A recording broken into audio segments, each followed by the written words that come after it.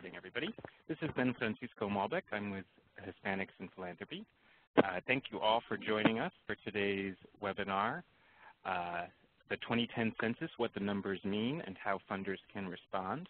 This is part of what we call our HIP Philanthropy Lab program, a semi-regular series of webinars that we've been doing to create a forum for funders, donors, and others committed to increasing investments in Latino communities to just come together in a virtual fashion, a virtual and inexpensive fashion, to talk about what can we do to be more strategic about how we invest in Latino communities and respond to the most urgent needs that we see among the Latino population.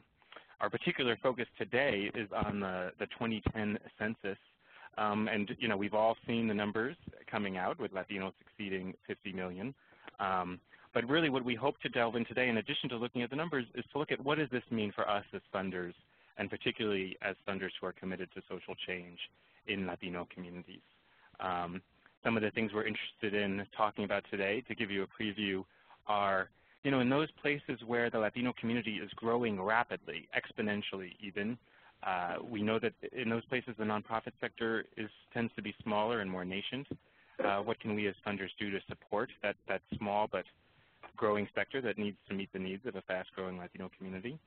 And then in terms of Latino political participation, what is sort of the potential opportunities for a much larger Latino population that is here now and that's going to be even larger in the future, as well as the potential dangers in terms of backlash that we're seeing right now in states that have a large and growing Latino population.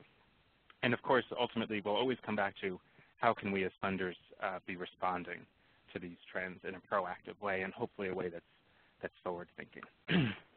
So we have several panelists with us here today. We have Tara Sandercock, who is an esteemed board member of Hispanics in Philanthropy, as well as the Vice President of the Community Foundation of Greater Greensboro.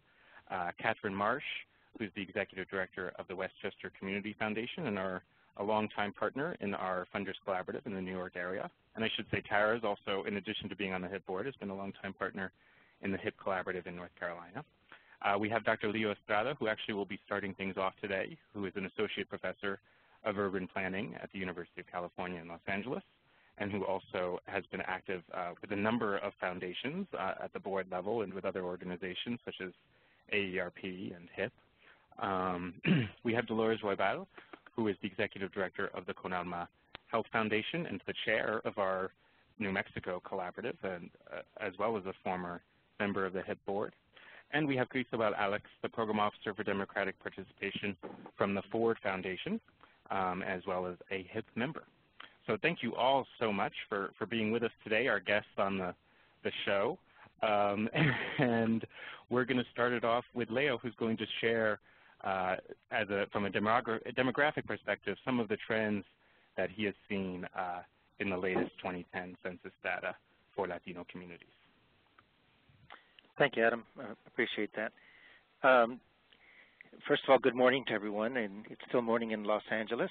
Afternoon to those of you on the East Coast.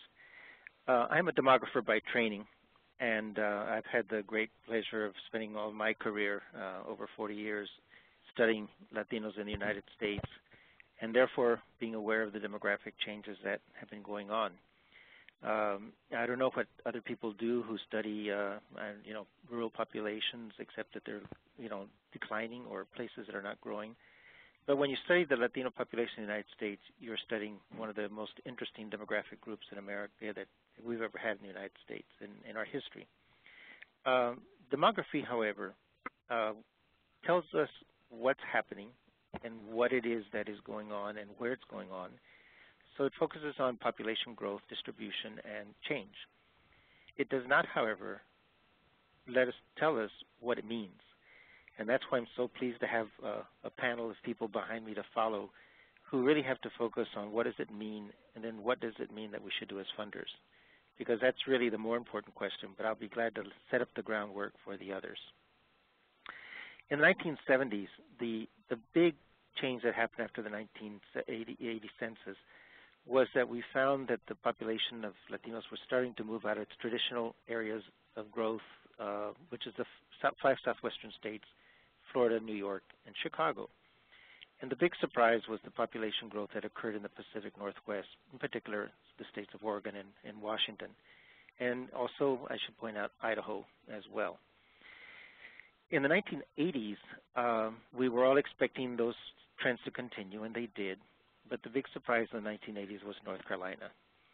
Out of the blue, and to the great extent out of the visibility of almost all the people who were looking at Latinos in the United States, North Carolina surged forth with this incredible growth, totally unexpected, and well beyond any expectations.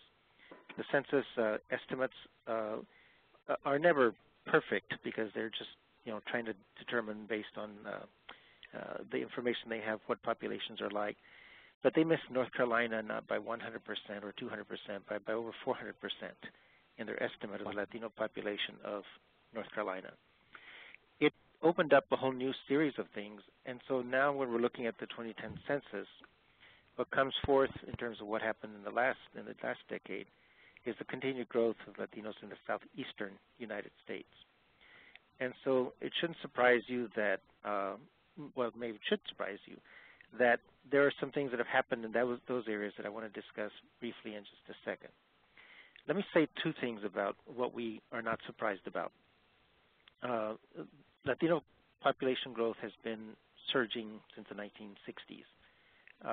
And so we understand that it's a combination of immigration and natural increase. Natural increase is the term we use for births over deaths. And in the past, natural increase, births, accounted for about 40% of the growth, and immigration for about 60% of the growth. Those numbers have now shifted, and now 60% of the growth is due to natural increase and 40% to immigration. We expect in the next decade, when those numbers become available, that natural increase will be due to almost 75% of all growth of Latinos, and immigration will become a less important part of growth, of the elements of growth.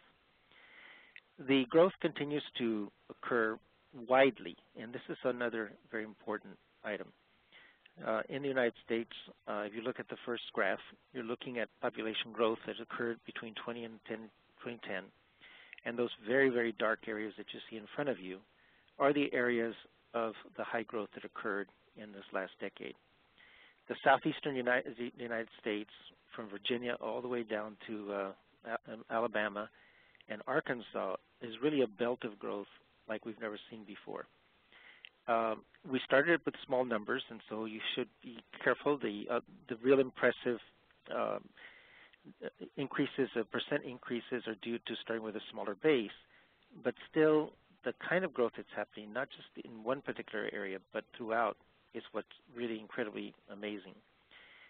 In the 2010 census, South Carolina came out as the highest growth area, in particular the areas around Columbia and Charleston. Second was Alabama with 145% increase in Latinos, and that was more spread out. Birmingham, Montgomery, and Mobile, which are very different parts of the state, were all areas of growth. In Tennessee, with 134% growth, it was mostly around Nashville, almost entirely in the Nashville area. In Arkansas, with 114% growth, it's all in the Little Rock area. And North Carolina had dropped down some, but it still grew by 111%. And right now, between the cities of Charlotte and Raleigh, there's over 1 million Latinos living in those two cities. This is much larger population growth and occurs in many areas of the Southwest cities that are much smaller in size. This is a tremendously large concentration. And finally, Mississippi also had 106% growth, and for the most part, that's been particularly to occur in the Jackson area of Mississippi. So when we look at this growth that's occurred, it's both surprising and it's people who have tried to explain it and have tried to talk about the job growth that has occurred in those areas, and in particular how Latinos arrived in order to be able to take care of some of the reconstruction that occurred after hurricanes and floods and other disasters. But if you look at the map, that really doesn't make sense, because then Louisiana would probably be much higher in growth. but in fact it's the agricultural work that's being done, it's the service work, it's some of the construction that's ongoing. It's a whole series of things, and no one element explains that kind of growth. These are also the areas, as will be noted, I'm sure by someone, in which there's been strong anti-immigrant sentiment appearing both in the state legislatures and other areas. The part that's more important to me is that these areas of growth are areas in which we have really very weak organizational infrastructure of nonprofits, of service organizations, community organizations, and others. And the area of growth indicates this. Another fact that you may want to know is that in the United States there's 303,141 counties, and Hispanics grew in 3,000 of those 3,141. So there's a few counties, and mostly in Wyoming and Montana, North Carolina, North Dakota, and South Dakota, in which there was no growth in Latinos. But for the vast majority of the United States, this is a across-the-board growth that's happening everywhere, not just in one concentrated area. The fastest-growing county in all of the United States last year for Latinos was Lucerne, Pennsylvania. It had 479% change, followed by Henry, the county of Henry in Georgia, 339% change, followed by Kendall, Illinois, 338%, Douglas, Georgia, with 321%, and Shelby, Alabama, with 297% change. These are small counties. They're mostly rural, but basically what's happened is Latinos came into those counties in very large numbers. A lot of the white population has left the area, and they have become really the dominant population in most of these counties of these states.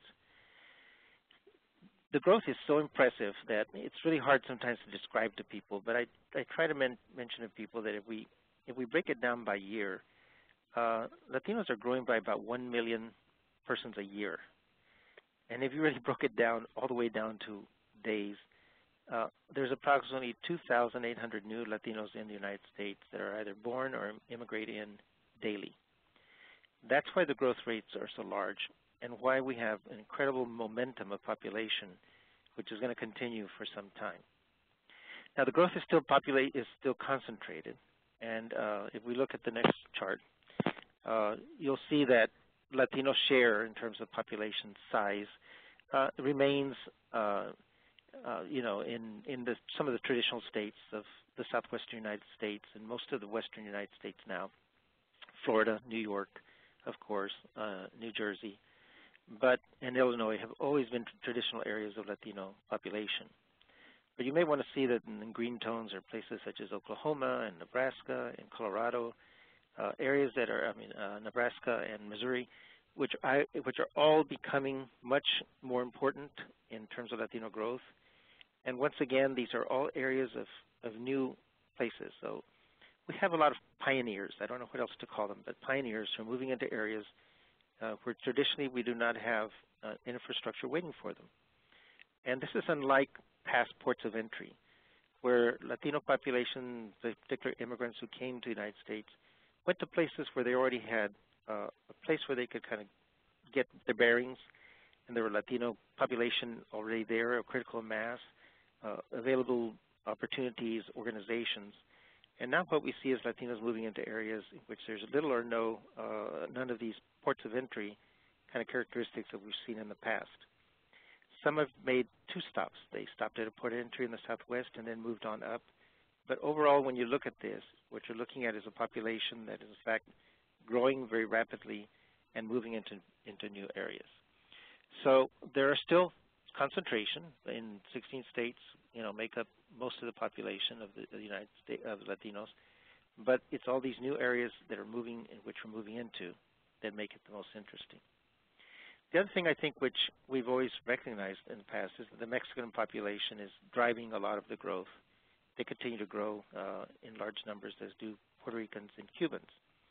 But very soon, and not in the very near future, the third largest group will not be the Cubans, but there will be people from El Salvador.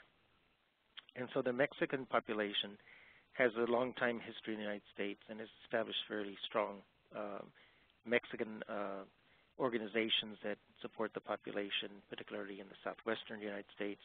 Puerto Ricans have done the same thing, both in the New York area, New Jersey, Massachusetts, and even down in Florida. The Salvadorians, well, the Cubans, of course, have an equally important infrastructure. And then finally, Salvadorians, who outside of Los Angeles really do not have very strong systems. Chicago has emerged in the last few years as a Salvadorian enclave that's becoming more important. But more importantly are the fact that Salvadorians in other parts of the United States are not found in that way. In terms of the overall share of the population, there's only two things I want to point out. Some things are not surprising to us. New Mexico continues to be the most Latino area in the United States and has been. But I should point out that in past censuses, Latinos made up over 50% of the population. They now make up less. So it's actually the rate has actually declined in New Mexico over the years as more retirees and others move into that area over time. California and Texas remain very strong and will continue to be strong in terms of their population, and they represent two very important states in terms of size, economics, and others. The two states that are most interesting to me is that Nevada has now overtaken Colorado in terms of its proportion, and Colorado was traditionally the fifth Southwestern state with the highest proportion of population, and Nevada has now overtaken that. This is probably indicative of some of the things we see throughout the United States, is that jobs become available and people move in for jobs, and as service industries expand, Latinos move into those jobs. And Nevada has obviously grown much more than has Colorado over the last decade, but the increase of Latinos in terms of proportion of the population was surprising, and once again probably is driven by the economic opportunities. Another thing that's kind of interesting, if you can focus on New Jersey and New York, is that there's actually more Latinos now living in New Jersey than in New York by a slight amount. In the map here, it doesn't really show, but it's 17.7 in New Jersey, 17.6% in New York. And this is another trend, of course, that we've seen everywhere in the United States, and that is the suburbanization of Latinos. This is a good sign. It's usually a sign of social mobility and upward mobility, of more stability and the abilities to buy homes. But it also represents, at the same time, a dispersion of our population outside its traditional metropolitan cities. And you can see this as a real benefit and a positive indicator, and you can also see it as a weakening of some of our demographic strongholds in terms of the population losing some of its political power as that becomes more dispersed over a larger area of time. The last thing to point out is that Utah is now the 10th largest in terms of proportion, the 10th largest, and Utah came out of nowhere in this last census as a new area of growth for Latinos. It started with the Olympics a few 15 years ago, or eight years ago, I think it was, but now has become a real core around Salt Lake City. There are a few things that you may not know, and I'll kind of finish up with this, and that is some of the things that perhaps people have not really paid attention to is the degree to which the births that are happening in the United States by Latinos have become overwhelmingly the largest number, not the largest number, but proportionally quite high. So while Latinos make up approximately 16% of the population of the United States, they're now responsible for one of every 4 births in the United States. And that's a trend that's been going on for some time. And even though the population has begun to age, the children that we have and the births of children has really become an enormously important part of it all. We have completely dominated the school systems in many parts of the country. If there were no Latino kids, most schools would now be closed in large parts of the United States. And we really sustain a lot of the issues related to children. Children's issues, whether be they health, education, or other elements of their welfare, are just really critical to Latino population.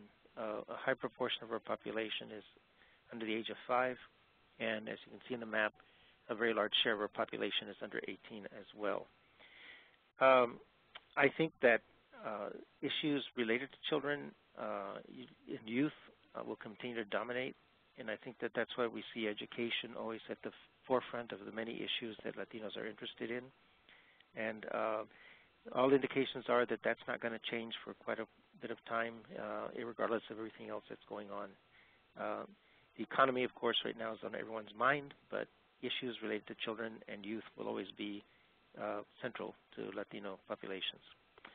In terms of compositional changes, we're now seeing mixtures that we didn't see before, and this is particularly true of the southeastern United States. Typically, Mexicans have been in the southwest, and Puerto Ricans in the northeast, and Cubans in the southeast. And suddenly, we're in Florida, and suddenly in the southeast in the United States, we're seeing these wonderful mixtures of Mexican, Puerto Rican, Cuban, El Salvadorian, and all these different groups coming together. This has implications for a lot of things. Our abilities to work in coalitions, to come together, are affected by the compositions that we have. It's really easier, to be honest with you, if you have one group that you have to work with rather than with 5.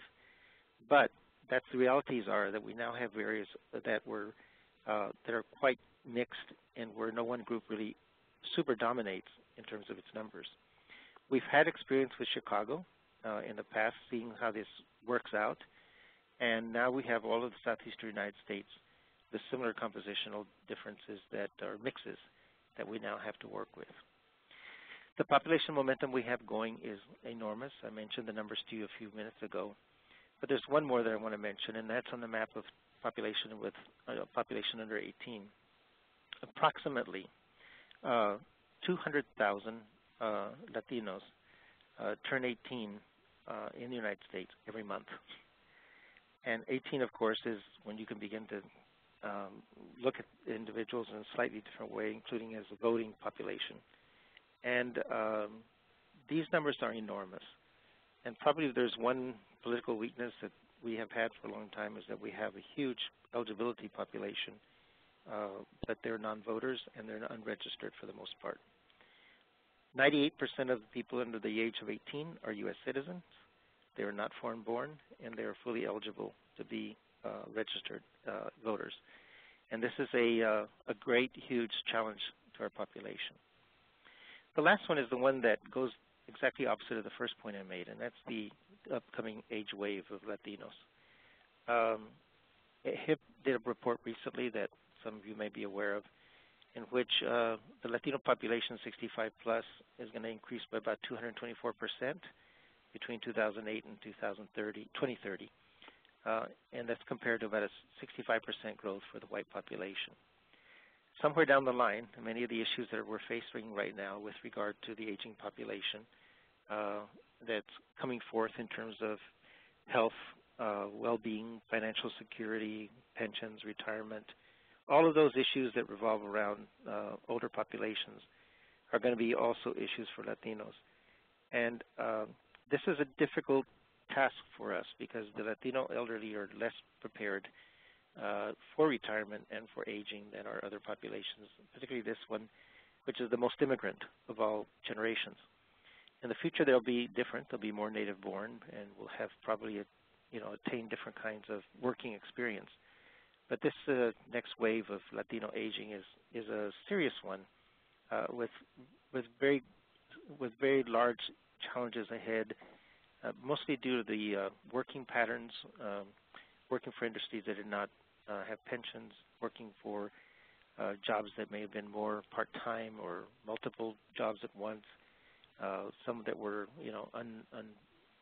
done without papers, etc. So just on both sides of the population pyramid, both at the elderly and both at the youth, there's tremendous challenges ahead for the population. So let me just finish up by saying that the Hispanic population is an amazing population to observe, to watch, and to do research. There's nothing else quite like it. Asian growth is very high in some parts of the country, but not all over the country like we are.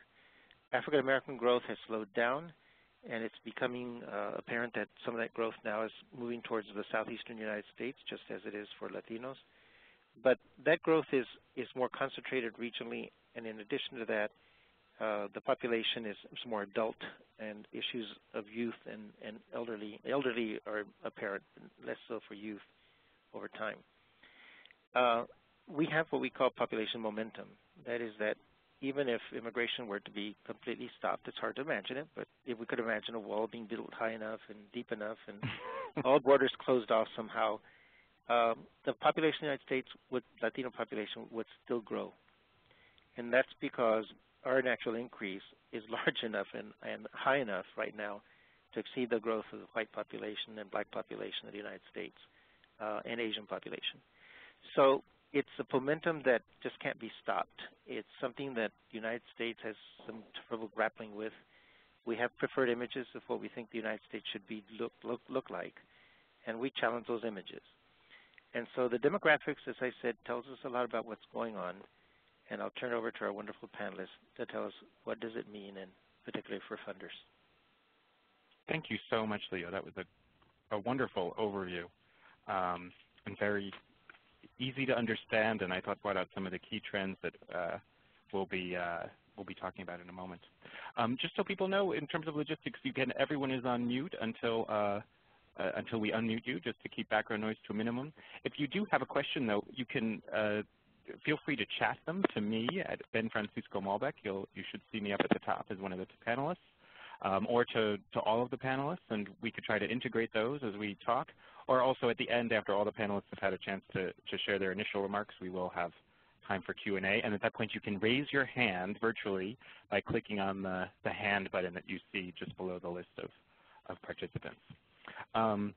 So with that note, I'm going to pass it on to Tara. Tara, Leo set you up beautifully here, I think, because he mentioned North Carolina as, sort of the standout state that shocked the demographers.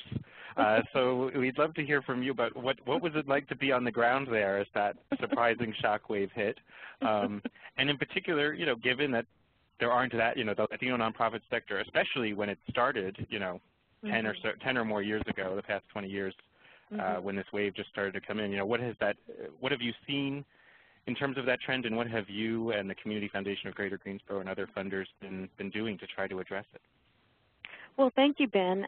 It's a pleasure to be with everyone today. And Leo, I think you have the qualities of a wonderful demographer who's able to take the numbers and share knowledge and wisdom about how the implications are playing out in the community.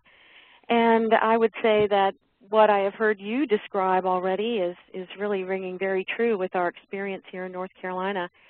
I think I began to get a heads up on this back in 1985, I think was the first time, and I, as a non-native Spanish-speaking person, was asked to help translate some materials at our local hospital for nurses to use with mothers who were coming in to have their babies. And that was my first indication, and of course now the landscape has certainly changed greatly, as Leo has given us a great overview on. Just a few things to supplement what has already been offered. North Carolina is continuing to become increasingly diverse. And by that I mean, just as an example, in our local school district here in the middle of the state, Guilford County, we have, with our public school population of over 72,000 kids, we have 170 languages spoken, representing 145 countries. And that is in part due to immigration, also due to this being a very welcoming area in terms of refugee resettlement, people from around the world for over the past 30 years. That kind of thing has been going on here. And so we have this kind of overall context of many of our communities being very welcoming over time. And of course that is contrasted with what many people are experiencing, especially now, is very strong anti-immigrant sentiment. And so we have both of these dynamics happening at the same time. Now Latinos comprise in our immediate area a little over 7% of our local population, and about 8% now, as Leo has shown us. one of the interesting things is that the average age of Latinos in North Carolina is 24. And so the implications there we are seeing is that this population is growing through childbearing. The last time I looked at a couple of our surrounding counties, we were seeing Latino birth rates for Latino moms at about 35%. And of course, the population growing through immigration and migration as well. And so there will be continued growth. And of course, the majority of Latinos coming to the area here are currently from Mexico, the ones that are coming through immigration, also Salvador and Honduras. I'm personally involved in some international mission work, humanitarian mission work in Chiapas, Mexico, and the last time I was helping to mix up a bag of cement to help this particular group with building a health clinic. Everyone there, in the native peoples who were there working on the project, all knew about Carolina del Norte, and that this was a place to go, and so it's very much continuing, although maybe some of the actual immigration rates have declined. It still is very much one of the major reasons for the growth. But there will be continued growth as this average age has indicated. The other dynamic there that we see across North Carolina is the percentage of our counties that are rural, at least around 60%. And so you have Latinos who are working in the mountain region, harvesting Christmas trees and other things. In the eastern part of the state, the flatlands, you see people who are working in picking cucumbers, working in the hog industry. But then you have a crescent of cities through the middle part of the state, Charlotte and other metro areas where Latinos are working in construction. But also you do see some of the suburbanization that Leo was talking about with a lot of corporate transfers of folks, many of whom are Latino. And one of the interesting dynamics we see right here is that folks who are brought in through universities or corporate transfers are very interested and eager to assist the local Latino populations in all the ways you can imagine. But we also do see the different countries of origin that not as many folks who are in that category are from Mexico themselves. So we see lots of interesting dynamics there. And all of this is by way to say that the needs are very diverse, as I'm sure they are in many areas. And it does bring some challenges, but I would like to think of them, and we make ourselves think of these as opportunities for funders. In many areas, there are Latino-led organizations that are emerging, but in many of the rural areas, there are no or very few private funders. And so one of the things that we have found great solace and support in is through the Hispanics in Philanthropy Funders Collaborative that Ben mentioned at the beginning, which has focused on providing support for capacity building. I'll say a little bit more about that in just a moment. So many of the key issues that are facing Latinos are certainly not going to be a surprise to folks who are on the call. I've mentioned that we have the strong immigrant sentiment and regulations and legislation that is pending, with the contrasted by the being a very welcoming community in many places. Access to health care. Teen pregnancy is an area where we are seeing increasing needs, and we are trying to fund as much as possible in that area. Illiteracy in native language as well as English as second language remains a challenge. And, of course, child care, and then the dynamics of Latino leadership that I've already mentioned. But we have seen over the last 15 years or so the emergence of Latino-led organizations.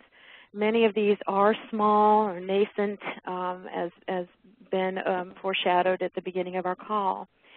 And in some areas, in particular ours here in the middle of the state, it seems as though we've had one step forward, two steps back in many cases. And that is why the Funders Collaborative has been so helpful to us, because as long as I've been here at the Foundation, almost 15 years now, we have made grants to support Latino cultural groups, Latino human services organizations. But we have seen those organizations struggle with funding and with the sheer demands of the community that they are trying to serve. And also, one of the interesting things that I keep seeing is that when there is a Latino-led organization, I observe that the organization almost becomes overwhelmed with requests from other organizations to help in identifying Latino leaders, for help in coordinating with whatever those other programs are. And I don't really have a name for this yet. Maybe someone on the call does, but I have seen this time and time again. And it's almost that the demands of trying to work with peer organizations becomes just oppressive. One of the things we've done to try to counteract that is recently convened a series of focus groups and other kinds of just listening lunches, if you want, for lack of a better word there, where we called together organizations who were not only serving Latinos, but those who are led by Latinos, and to try to identify other nonprofits that were emerging or particular programs that were led by Latinos, to identify them, because we as a group of funders in our area felt that even though we tried to keep our ears to the ground and be very involved in local relationships and networks, we felt certain we were not aware of everything that was emerging. And so just very recently learning about some of the ideas that people had, we ended up with 2 new organizations that were emerging, who were qualifying for the funding through the HIP Collaborative. One in particular is an arts organization, and we have, as funders, stepped in to help connect the leadership of that group with our local United Arts Council. And fast forward to today, that group is now a sponsored program of United Arts Council, serving as its fiscal agent as this group evolves. It's called Casa Azul, and its focus is on promoting Latino arts, but also has some hopes to really further integrate Latino arts and culture and leadership into the community. We've tried to make grants through our own community grant-making program to support organizations serving Latinos that are issue-based, such as healthcare and teen pregnancy I mentioned earlier. Another specific strategy, and I'll sort of finish up my comments here, but Ben asked me to list out a few of the strategies that we've used here in the greater Greensboro area through our grant making. And one of those is, in addition to what I've mentioned, is to be very intentional about including Latino leaders in our work as a community foundation. I'm kind of sad to say that when we began our HIP Collaborative as a statewide effort, there were no Latino board members in any foundation that we could find across the state. And I'm happy to say that has changed. We also have Latino staff people. But in our organization in particular, that was the first to bring Latino leadership on board, it has certainly continued to enrich our organization. But it is important to be intentional about this. Also, we have joined with our United Way to help support a group of Latino leaders who meet and network and talk about and develop programming for helping local Latino youth. We've commissioned some research that shows, to share, inform our own work and share with other organizations who can and should be using it, such as social capital, reports on affordable housing, and other issues, always trying to make sure that there is a lens that highlights the Latino needs and opportunities and strengths that are within those particular areas. We've worked to also increase our cultural competency. I would say across the state, when our collaborative formed, consisting of about 21 different foundations or funding entities across the state, we very quickly realized we needed to collectively increase our cultural competence. And we've carried that forth in our own organization here, trying to keep apprised of the issues, the changes in the demographics, and to use those things to propel us to be proactive and not reactive. I can't say we do a perfect job of that, but I believe that this commitment is helping us to be more open and to be more flexible and to try to always work in an open partnership mode in the community.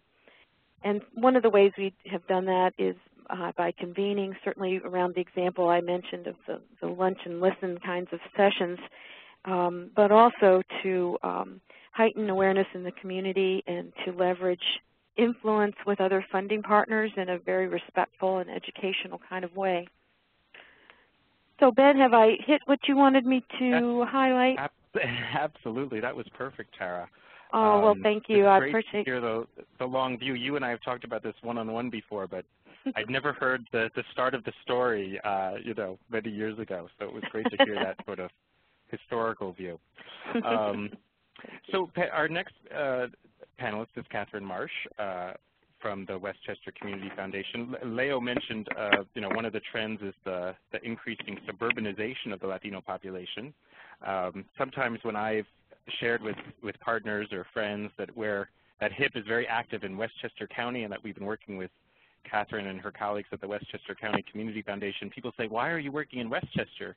That's just, that's a bunch of rich white people, which I think speaks to, for one thing, stereotypes that people have about Westchester County, which is actually a very diverse place, but I think also speaks to the way that the demographics there have been vastly shifting in the past several years. So, Catherine, it'd be great to hear from you. What are the trends that you're seeing there in Westchester County, and what funding strategies have you been using to respond? Okay. Well, Westchester is a rich white suburban community.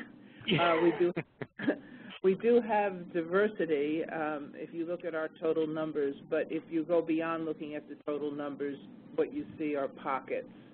And it's pockets by race, by ethnicity, and by income.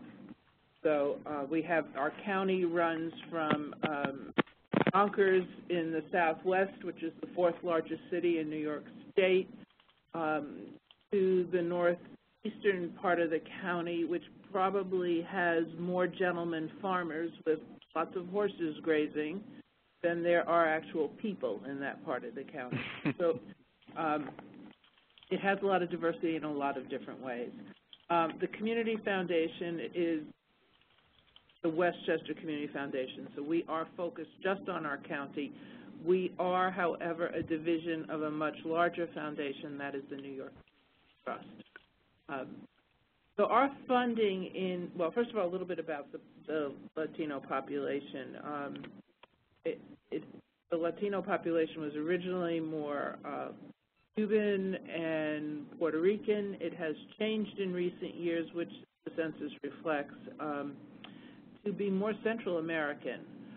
Both the Cuban and the Puerto Rican population shrank a little bit, while the growth is mostly from Central America. Within that population, if you went to certain towns or villages, you would find that almost all the Latinos in that community are from one country or another. The village of Sleepy Hollow is mostly Ecuadorian. If you were to go to the village of Mount Kisco, you would find a very different mix, more Salvadorans and Mexicans there. I will not say, maybe I'm being very negative about this, but Westchester I would not put in as listed as one of the welcoming communities, as it has taken several lawsuits to move the agenda in the county. The early lawsuits was over day laborers congregating, and the response to that was actually the formation of some of the Latino-led organizations. Other one was on political representation. I'll go into a little bit more about that and how the Community Foundation has responded. When I first started here around the year 2000, all of our grant making was to what I would consider the mainstream organizations who were doing a lot of work with immigrant population because it's where they saw the need. There was, in fact, very few Latino-led organizations. Pre our collaboration with HIP in 2005, we started to bring together the leaders of the Latino-led organizations, and it was quite a shock to find out that they did not know each other. And I don't know why I was shocked, because most of the nonprofits in this county are very balkanized. They deal with just their community and don't go beyond that. So it was a wonderful opportunity for us to bring them together, and the result of that has been that they have formed a very strong cohort and are very supportive of each other. That said, I believe the numbers that there's 5 Latino-led organizations in the entire county, which has over 1,000 not-for-profits. Some of our work in the area. Well, we have done a number of things. One of the more interesting ones that happened recently had to do with voter representation in the village of Portchester. Village of Portchester, the school district, is more than 50% Latino. However, when you looked at the elected officials, there were no Latinos. This resulted in a lawsuit about voting in the district and a consent decree that moved the village to vote in a very different way. And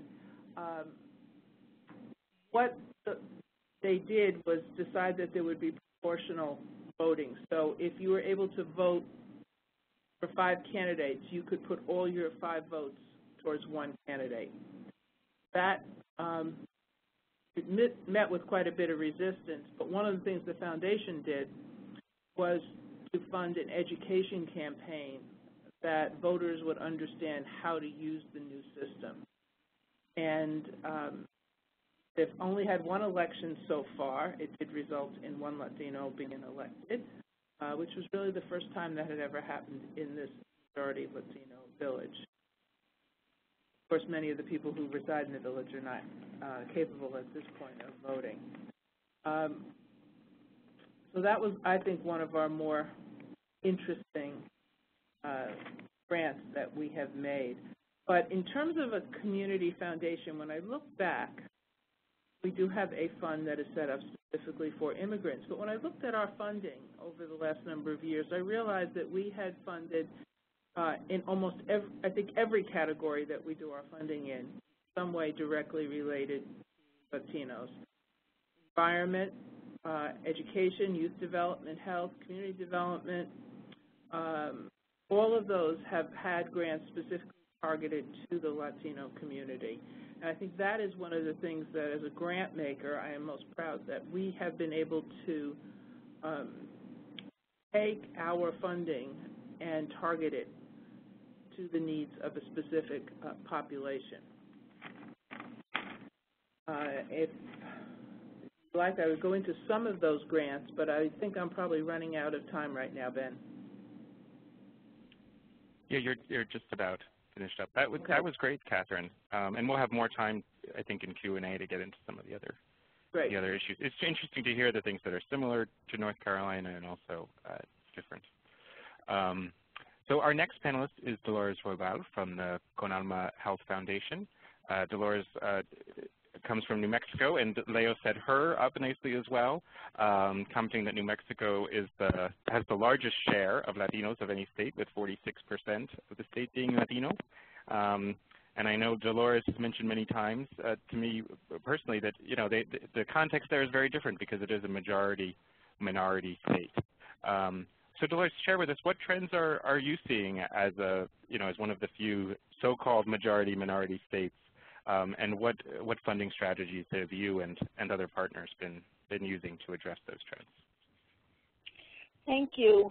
Thank you to both Ben and Adam and all my colleagues on the line here, as well as all the participants for your interest on this topic. Just to kind of frame some of my comments, you see the slide in terms of some of the information on New Mexico. We actually had a change from the last census. The Hispanic population grew about 10 times as fast as the non-Hispanic or white population. So that is a significant change from 10 years ago. In addition, as was mentioned, we are a majority-minority state, 46% Latino population, with an additional 9.4 of Native American. So in total, the minority population in this state is about 60%, which is significant. And of that population, about 90% are native-born, meaning people like myself that have been in the area for generations. So compared to about 10%, which is more immigrant Mexican-related. We don't know, maybe someone else on the line has information, but we don't know yet where the increase in Hispanic population is coming from, whether it's the more recent immigrants or if it's the combination of all of the above. The population is primarily Spanish and Mexican. Some of the trends that we've done, this is our 7th year in terms of participating in Hispanics in Philanthropy. And it's been an initiative that has been, we think, very successful in the state. It has really helped in terms of helping to build the capacity of individual Hispanic-led and Hispanic-serving. One of the strategies that we have changed is that we're doing more in terms of trying to come up with approaches that benefit and increase the capacity of the overall nonprofit Hispanic-led, Hispanic-serving sector versus just the individual nonprofits themselves. And I think that that's significant and will continue to do that. The other thing that we're finding is as we become stronger, we become more of a threat to some populations. So, for example, a few years ago, some of our advocacy groups were able to pass a law in New Mexico allowing undocumented immigrants to have driver's license. Right now, there's a concerted effort, particularly from our Hispanic governor, to repeal that law. So that's something that some of the advocacy groups are working very hard to prevent. We're doing a lot more in terms of trying to not just get a strength and coordination organization with the nonprofits themselves, but we also are doing more strategy-wise in terms of educating funders about the importance and role that the Hispanic population has in New Mexico. Con Alma is a private foundation, a health conversion foundation.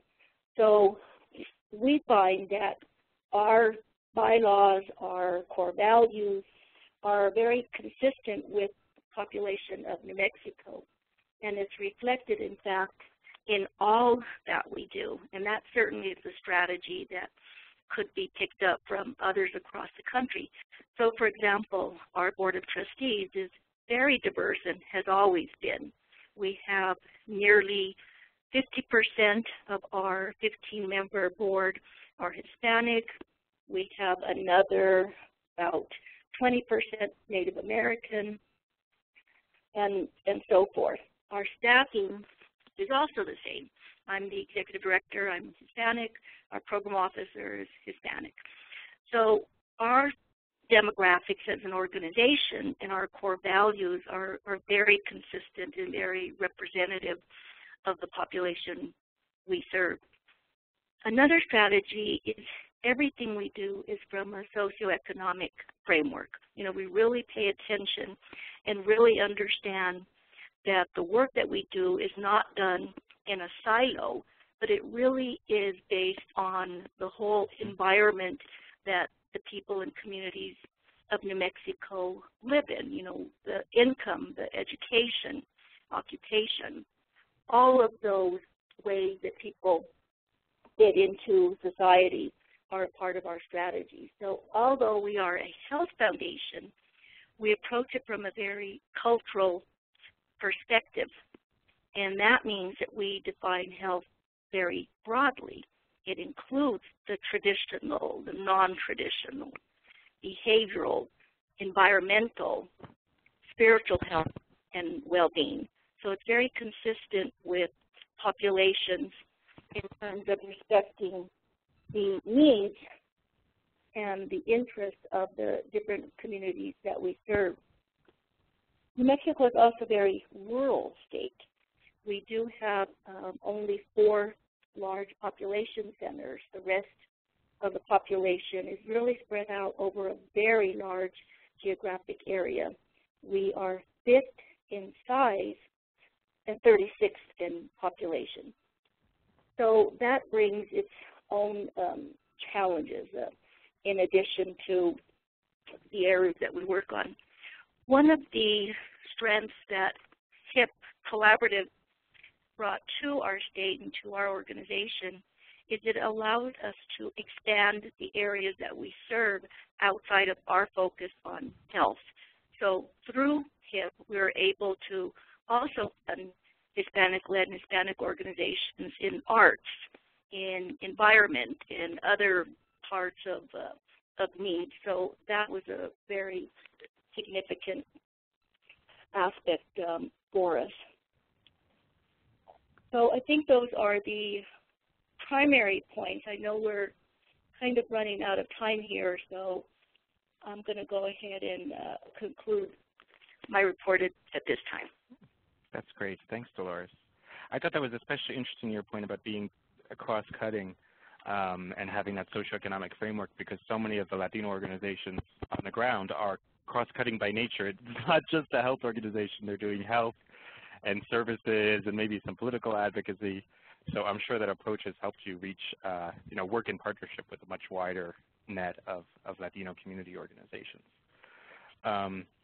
So our last panelist, and then we will jump into Q&A and discussion, is Cristóbal Alex from the Ford Foundation, who's going to share a broader perspective about sort of what is this, how do these trends connect to Latino political participation, and particularly, Cristóbal, we'd love to hear you talk about sort of the paradox that Latinos, we now number more than 50 million, and yet our political influence does not yet quite match our size. And sort of what can we do to change that over the long term and increase the political engagement and empowerment of our Latino communities? Thank you, Ben, and thanks for allowing me to join you all today. What I'll talk about very briefly, I know we're running out of time, is how Census fits in to our civic engagement continuum, and also how it's a necessary ingredient to building power in the Latino community. And I will, as you suggest, toward the end, talk about the disparity between the political power and the size and growth of the Latino community. The first slide here will actually show you our theory of change as it relates to census. For us, what happens in the census is critical. Actually, go back one more. Thanks, right there. Census, critical for counting our communities. The second stage in that continuum is the redistricting process, which we are in the middle of right now, and that is taking the folks that we work so hard to count and ensuring that the political boundaries in which they live are fair, such that they can elect candidates of their choice. If the first 2 steps along that continuum are done properly, then when we get into the election cycle, which is coming up next year, you'll have a robust participation by communities, including the Latino community, which we've invested significant resources into. When all those things work properly, where we count our gente, where we have fair political boundaries and a robust participation, then that next step is where we see policies that reflect the community's advanced social justice outcomes, human rights outcomes, civil rights outcomes, things of that nature. The next slide, you'll see it's a bit of an older slide, but it does show our approach to the census in the sense that those areas in the red, which are considered hard to count states, are places where you have populations that are simply, as it shows, harder to count populations. These are Latinos, immigrants, young people, et cetera. And in 2010, our grantees' efforts to reach these folks helped capture some of the historic population gains in these communities, and the explosive gains among African Americans, Latinos in particular, among Asian and Pacific Islanders, unmarried women and youth, now make them a majority of the population of this country with the potential to reshape or change the direction of the country. And you also see, for example, on this slide, while Texas is a hard-to-count state, it shows a +4. That's because Texas was far and away the biggest winner in terms of growth in the last census, picking up a total of 4 congressional seats. If you go to the next slide, what you'll see is how we're building from census into the redistricting that is underway currently. And what this shows in the blue are significant growth among Latinos in certain counties. And what's happening now is most of the states have already completed their map drawing. Some of them are going into the more local redistricting now, but the congressional district stuff has been wrapped up, and the litigation stage is now underway. And the real fighting begins to see how that power is dispersed across political boundaries, state by state. As we get further into this fight, we expect more challenges to these maps that are being drawn, and litigation that will eventually find its way to the U.S. Supreme Court, and how that court rules will have a direct and significant impact on the Latino community and how we build power in the Latino community. And more specifically, when it comes to redistricting, what we're talking about here is having a district where the Latino community and other communities have the opportunity to elect candidates of their choice. If you go to the next slide, what you'll see here is kind of that next step in the civic engagement continuum, or actually the part in the Latino community that's actually missing. And Leo referred to this earlier, but what we have here is a rapid growth in the Latino community. But as the Latino community grows, we also have an increasing growth in the number of unregistered Latinos. And so what you see here is the population growing, but also the number of unregistered Latinos, those who are eligible but not taking part in the election cycle. The next slide makes it a little more palpable. What you see here are county by county net growth of Latino populations, and in populations where you have voter registration.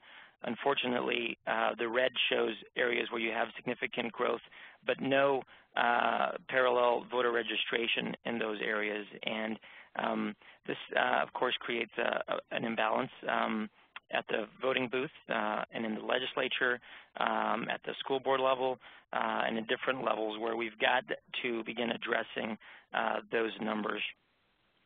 If you go to the next slide, this is a registration rate comparison across demographics. And each community represented here, at the top you'll see a 1.2 million, for example, among African Americans. If you look over to the Latino bar here, we have a 3 million registration disparity. That means for us to become at the same level of registration rate as the rest of the population, we'll need to increase our registration rates before 2012 by a total of 3 million Latinos.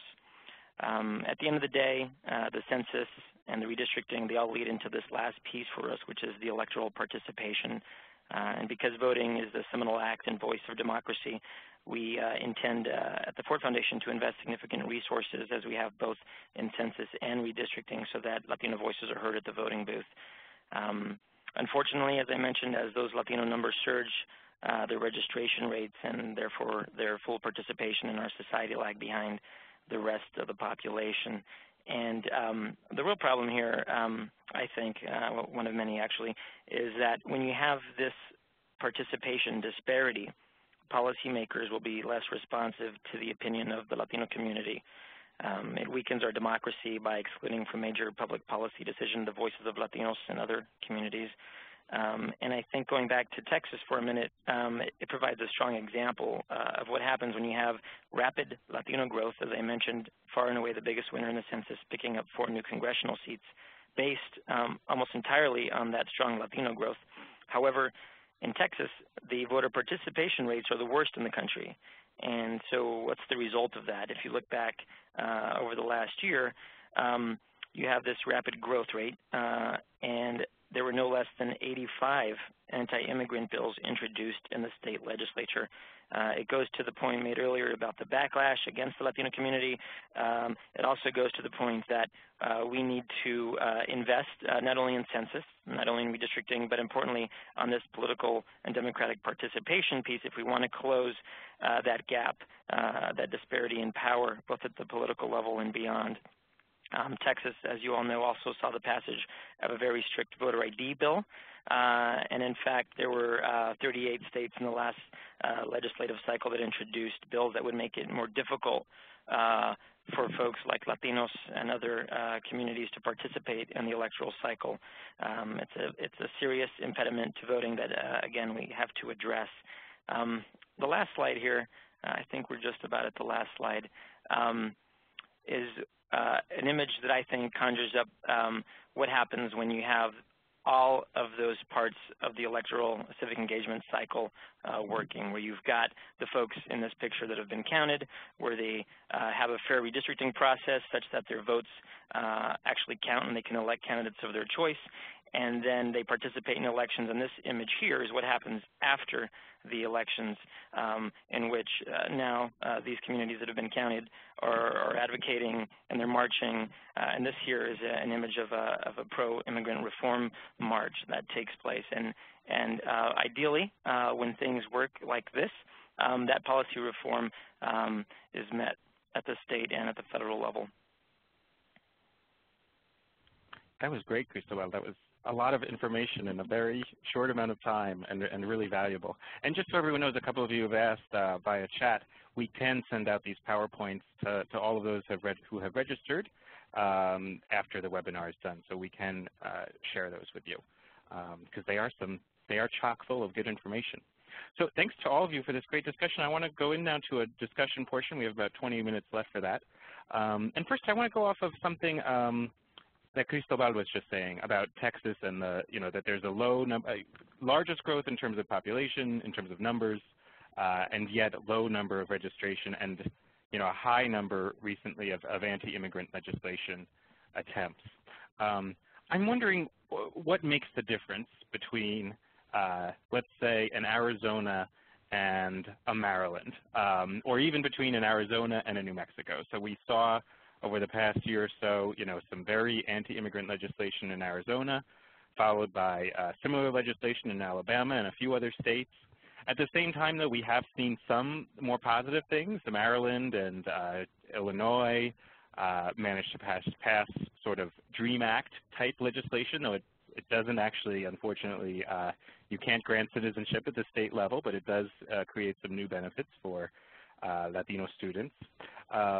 So we're seeing both positive and negative legislation toward immigrants, partly, I think, in reaction to these trends. And then we're also seeing a lot of states in between. In North Carolina, there's been a ton of legislation, some of it good, some of it bad. The same in Pennsylvania, just all over the place, hundreds of legislative bills related to immigration. I wonder if I could start with Leo by asking you, do you see any demographic differences that might be partially explain the different ways that these political issues are playing out, and then pass it off to our other panelists to ask them if they see differences in their local communities in terms of what is causing the more positive reaction to immigration and to Latino communities, the more welcoming attitude that Tara talked about, and what's causing the more negative reaction. Right. I'll be very brief. There's probably a long answer to this, but I'll tell you real briefly that I think, historically speaking, in the United States, when we go through periods of economic recessions, we have a tendency to become very anti-immigrant.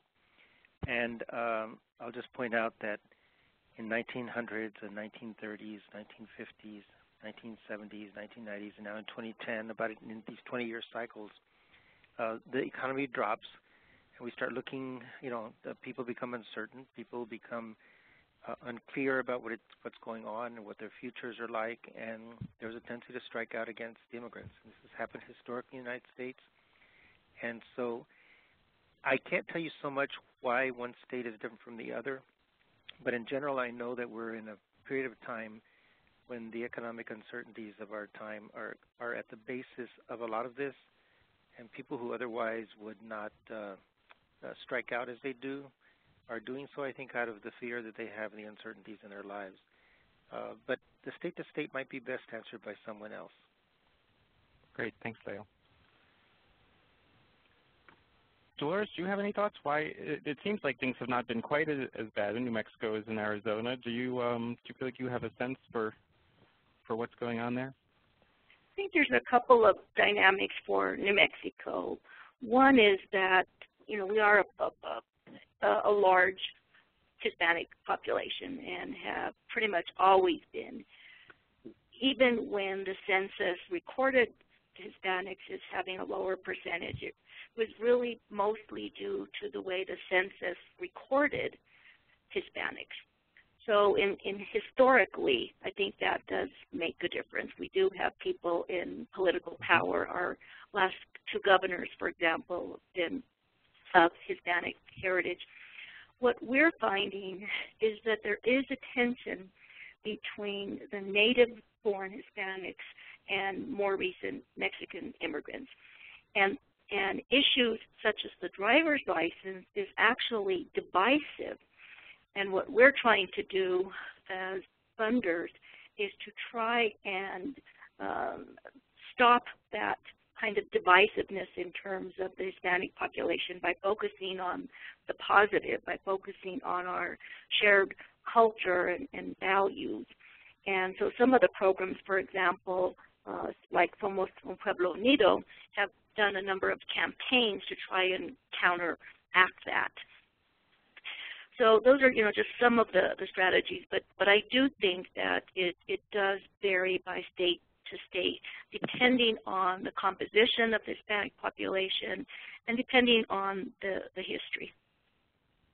This is Tara. I would agree with Dolores. I think that in our area, we do have many things to look at in our history of interracial tension and strife and violence, but we also have good things to look toward and look back on and look toward. The opening of our International Center for Civil Rights Museum here on the site where the sit-ins began at the Woolworths here in Greensboro, that institution has involved a lot of coming together in this community and working through things, and it's not exclusive to the black-white dynamic. So that's one thing. And I think also in terms of a funding strategy, the interfaith network here in this community has some very strong pockets, has some strong history, especially between Jews and Christians. And we fund things that build on that. We fund things that build on that a lot, and trying to expand and include religions other than the Abrahamic faith, but those tend to be the predominant ones. And I think that it's clear, especially with our refugee and asylee resettlement. We've had some organizations that are faith-based that have really led the way, provided courage in numbers for the progressive-minded, open-minded people to come together with facts, with talking points, with suggested actions and opportunities to join together like-minded people. And a lot of that sounds pretty pie in the sky, but I think as I look at what helps to make a welcoming community, those are things that I see that need nurturing. And so as a foundation, we try to support those both here and in sending delegations internationally to learn about the sending communities in Mexico, interfaith missions to Israel, those kinds of things. But it has to be grounded in a philosophical approach that says those things matter and that payoffs come by helping to build relationships and building social capital. Ben, this is Cristóbal. If I could add one point to your question. I think, well, I agree with all of the panelists and what they've said. And there's no doubt that what we're seeing in this country right now is a backlash against immigrants, and in particular against Latinos in certain areas. But while it's a true challenge for our community, it's also an opportunity. And I think what happened in 1994 California is a good example. In 1994, you'll recall, there was the very first anti-immigrant initiative, and the commercial, of course, was, you know, they just keep coming and showing Latinos running across the screen. And it was a time where you had very low Democratic participation rates in the Latino community, but it was a wake-up call to the Latino community in California. It was a fast-growing community that didn't participate. And after that, that cycle, you saw registration rates shoot up. And California is forever changed. And I think you can make a strong evidence-based argument that the impetus was that anti-immigrant movement in California. We're seeing that happen in other places, and we can take that and springboard that into building Latino power if we do it right. Absolutely. So we can now take, I'm going to go ahead and start taking questions from all of you. And remember, if you look in the upper right, there's a list of participants that shows all the panelists' names. You can, if you click on your own name, or if you click on the hand, I'm sorry, just there, you can raise your hand, and that lets us know that you are interested in asking a question. So I'm going to go ahead and call on Tomas, who has a question for our group, and ask you to share that. Tomas? Adam, have we unmuted Tomas?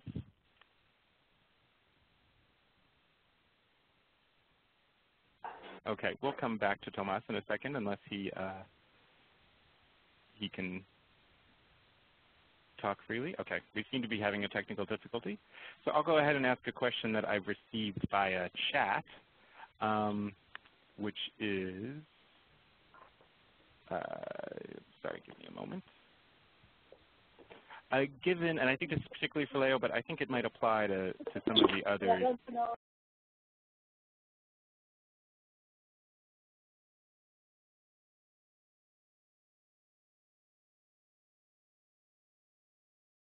The large educational disparity rates that we see for immigrants. So I think part of the question there is about is, you know, in terms of educational disparities that we see for Latinos, is that more of an immigrant phenomenon as opposed to a native-born phenomenon?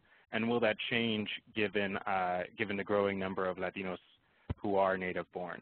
And I'd be interested to hear if other funders have thoughts about education issues as you're seeing them play out with many of our school districts being, you know, either majority Latino or very sizable Latino populations. This is Leo. I'm not an expert on this this information. There's just two things that I do know, and that is that the largest number of dropouts are not immigrants. They're in fact first-generation Latino kids in the United States. That's in number. I don't know about it proportionately, which I think is really the only way to answer the question you asked. But I do know that in terms of numerical, it is in fact native-born Latino kids who are the dropouts. And the second thing is that because the demographic is so large and so strong, just this last year we were able to see that Hispanic college enrollment went to about 12 million in the United States. These are not at four-year colleges. It's a combination of post-high school education, but that's a very good indicator for us. It's the first time we've seen a number of that size and growth. But the real problems at the middle school level and high school level persist, and I wish I had those numbers in front of me, but I just don't.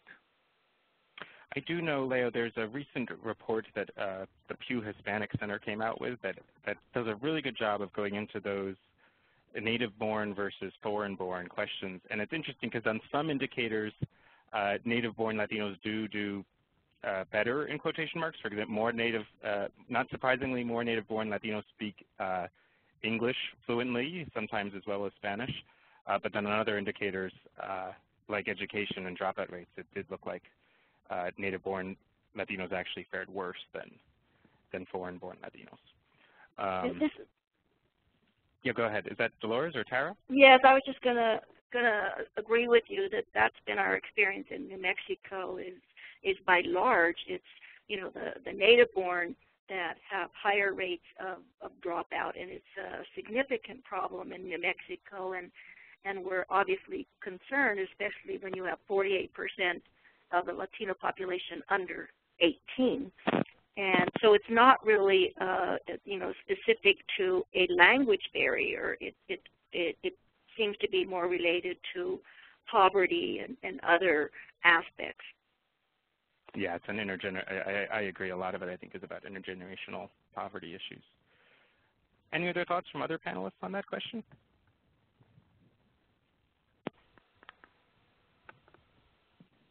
I have another. I'm going to go to another question that is also related to other questions.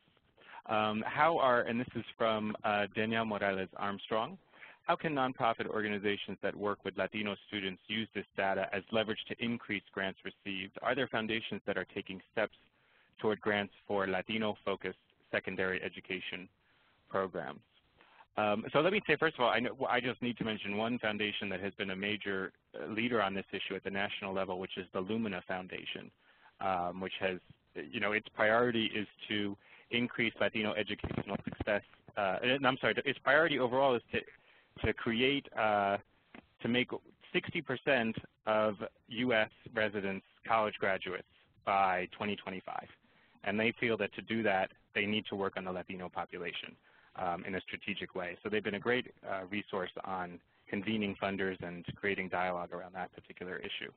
I know a lot of the other panelists have also done work around education issues and addressing educational disparities among Latinos. Do you have any thoughts for on this question about how to use these data to leverage increases in grants received for those folks that are working with Latino students?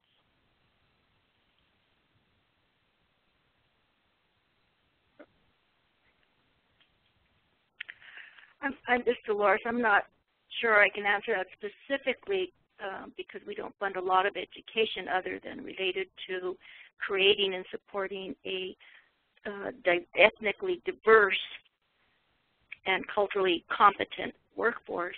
But I do think it's important, and this might be something that our moderators might share more information about now or in a future webinar, but I think that some of the preliminary findings that HIP came up with in terms of funding or philanthropy in terms of the supporting Hispanic population are very concerning. And what I'm talking about is that there really has not been an increase in terms of the amount that philanthropy has put in to support Hispanic communities.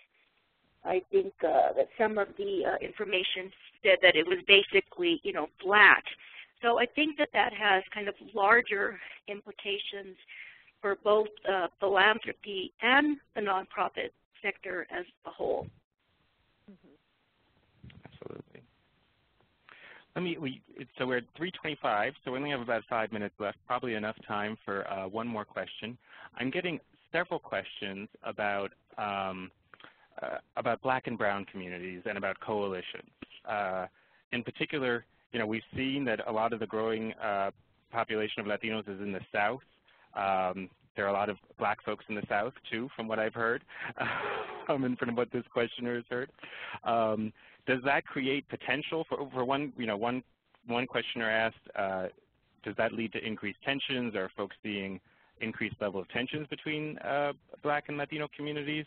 And is there also potential for increasing coalitions or for building the capacity of, say, organizations that have worked in a mostly Black community and are now finding that there's an influx of Latinos? So there are things that funders can do to support those organizations in broadening their constituency. And I would love to hear just in general about coalition building from all of the panelists. You know, given these changing census data, given that the Asian population is also growing, is there potential for new coalitions in a way that we haven't seen before? And I'd also like to throw out there a couple of other trends. The LGBT community, I don't know if it's growing, but it's more visible than it ever has been before. And we also know from our own Latino age wave that Leo mentioned, the older population is also growing. So it seems like in general there's a lot of trends happening here of vulnerable populations becoming larger and more visible, and what opportunities and dangers do all of you see in that? Anyone want to start? This is Tara. I'll just throw a couple things in there that we have seen an increase in Black-Brown collaboration in our state in two ways. One is by introducing that as a more of a topic of conversation and a goal, and also funding collaborative efforts, just different aspects of various projects and capacity building grants to include that type of work. And so I think that certainly in my own backyard here, we have a group called the Beloved Community Center that works a great deal on all kinds of human rights issues and building the sense of community here. And they have specifically provided technical assistance and also served as a fiscal agent for one of our Latino-led organizations as it was getting started. We have helped them to attend some other programs where they built their own knowledge base. And we always try to include them and match up organizations. I think funders can do a lot of that at the local level, and at any level really, to help connect people, like-minded people, and to just be on the lookout for that type of thing and create that opportunity. So I think it's being proactive with your having a presence on the ground and seeing what's going on. In our area, we see that a lot in relation to gang operations and gang prevention and helping around these issues. So that we are seeing that in North Carolina more. Of course, we need more of it. Thanks, Tara. This is Cristóbal, and I'll just follow up from our perspective. There isn't a single community nowadays that can advance policy reform on its own. If you're talking about advancing LGBTQ rights, you need to work in coalitions. If you are in the Latino community and you want to advance a jobs measure that benefits the Latino community, the African American community likewise has been hit very hard by the financial crisis. And when the communities can work in coalition, that's when you get above the 50% ratio or margin and can actually advance policy reform. So I think that's a great question. It's something that we've been thinking a lot about. And there are real opportunities for alliance building, particularly now. This is Catherine from Westchester. We've seen it by bringing executive directors together and by having advocacy really on issue-based rather than ethnicity-based, whether it's women's issues or child care issues. It takes a broad coalition of all groups to get any kind of policy work done.